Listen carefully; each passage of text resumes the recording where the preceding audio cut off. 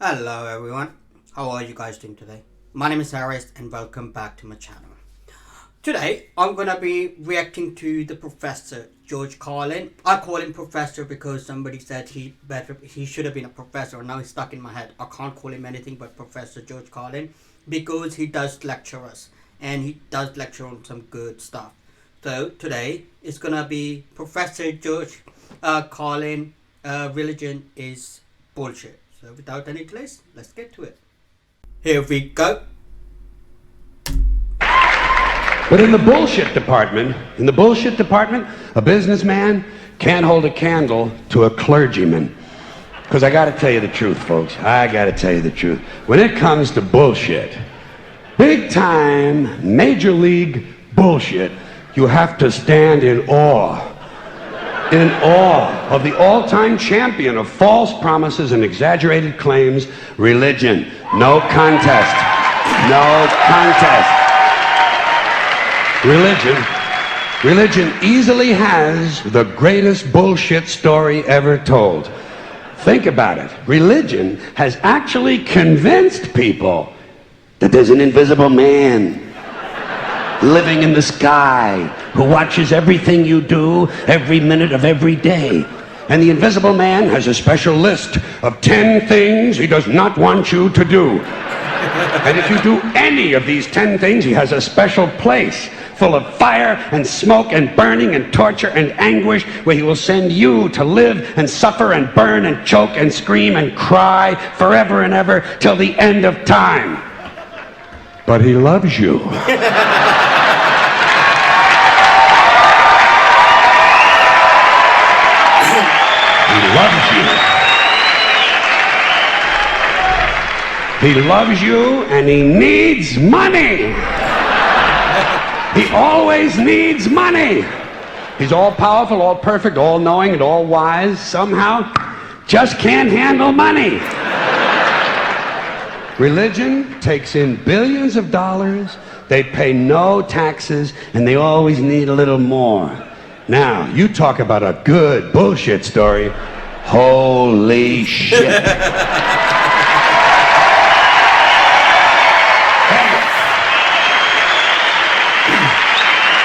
Thank you. But, thank you very much.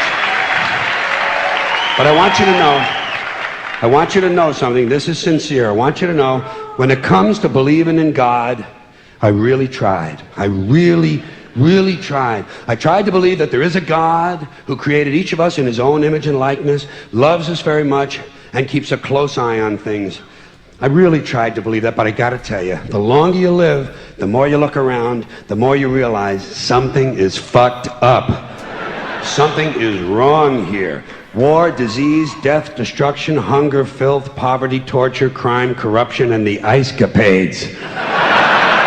Something is definitely wrong. This is not good work. If this is the best God can do, I am not impressed. Results like these do not belong on the resume of a supreme being. This is the kind of shit you'd expect from an office temp with a bad attitude. And just between you and me, in any decently run universe, this guy would have been out on his all-powerful ass a long time ago. And by the way, I say this guy because I firmly believe, looking at these results, that if there is a God, it has to be a man. No woman could or would ever fuck things up like this.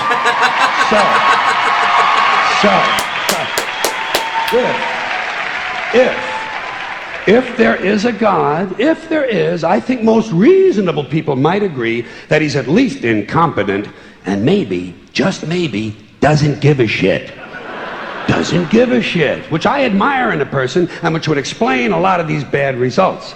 So rather than be just another mindless religious robot, mindlessly and aimlessly and blindly believing that all of this is in the hands of some spooky, incompetent father figure who doesn't give a shit, I decided to look around for something else to worship, something I could really count on. And immediately, I thought of the sun. Happened like that.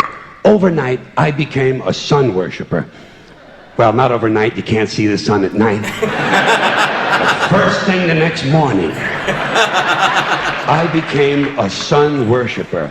Several reasons. First of all, I can see the sun, okay? Yeah. Unlike some other gods I could mention, I can actually see the sun. I'm big on that. If I can see something, I don't know, kind of helps the credibility along, you know?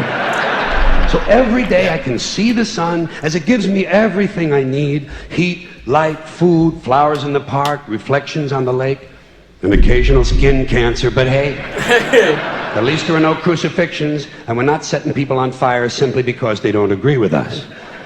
Sun worship is fairly simple. There's no mystery, no miracles, no pageantry, no one asks for money, there are no songs to learn, and we don't have a special building where we all gather once a week to compare clothing. And the best thing about the sun, it never tells me I'm unworthy. Doesn't tell me I'm a bad person who needs to be saved. Hadn't said an unkind word. Treats me fine. So I worship the sun. But I don't pray to the sun. Know why? I wouldn't presume on our friendship. It's not polite. I've often thought people treat God rather rudely, don't you? Asking trillions and trillions of prayers every day, asking and pleading and begging for favors. Do this, give me that, I need a new car, I want a better job. And most of this praying takes place on Sunday, his day off. It's not nice, and it's no way to treat a friend. But people do pray, and they pray for a lot of different things. You know, your sister needs an operation on her crotch. Your brother was arrested for defecating in a mall. But most of all, you'd really like to fuck that hot little redhead down at the convenience store. You know, the one with the eye patch and the club foot, huh? Can you pray for that? I think you'd have to. And I say, fine, pray for anything you want. Pray for anything. But what about the divine plan? Remember that?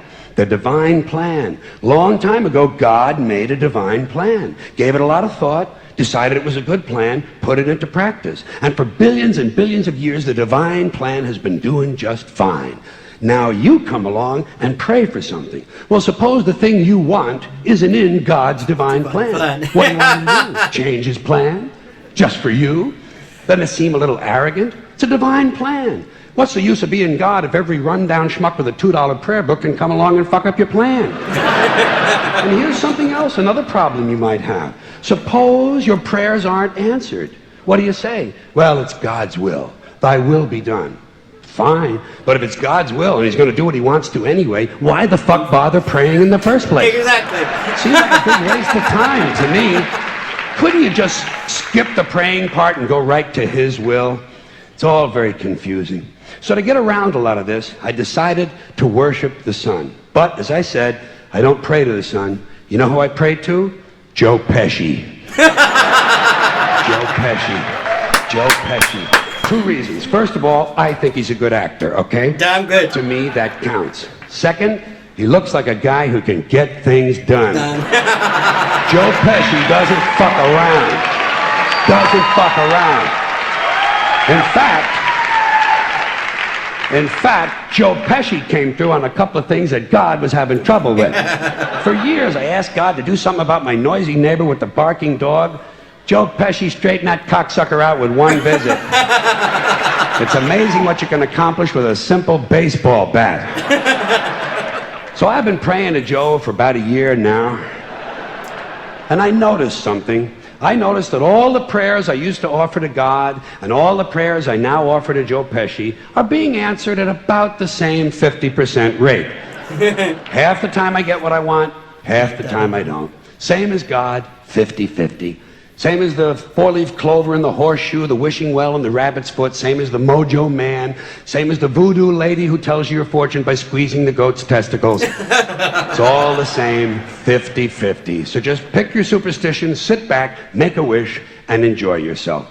And for those of you who look to the Bible for moral lessons and literary qualities, I might suggest a couple of other stories for you. You might want to look at The 3 Little Pigs. That's a good one. Has a nice, happy ending. I'm sure you'll like that. Then there's Little Red Riding Hood, although it does have that X-rated part where the big bad wolf actually eats the grandmother, which I didn't care for, by the way. And finally, I've always drawn a great deal of moral comfort from Humpty Dumpty. The part I like the best, all the king's horses and all the king's men couldn't put Humpty Dumpty back together again. That's because there is no Humpty Dumpty and there is no God. None, not one, no God, never was. In fact, I'm gonna put it this way. If there is a God, may he strike this audience dead. See, nothing happened. Nothing happened. Everybody's okay. All right? Tell you what. I'll raise the stakes a little bit. If there is a God, may he strike me dead. See? Nothing happened. Oh, wait, got a little cramp in my leg. And my balls hurt. Plus, I'm blind. Oh, now I'm okay again. Must have been Joe Pesci, huh? God bless Joe Pesci. Thank you all very much. Joe bless you. Thank you very much. I appreciate it.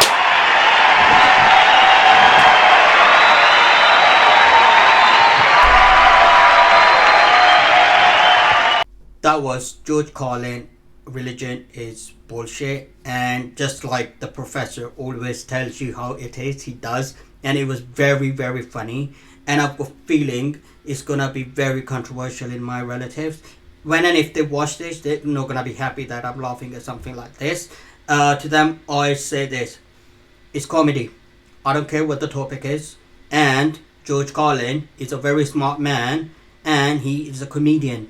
At the same time, he can make a joke about anything. As long as it's funny, I'm gonna laugh at it. Because that's what I do. I love comedy. I don't care what the topic is.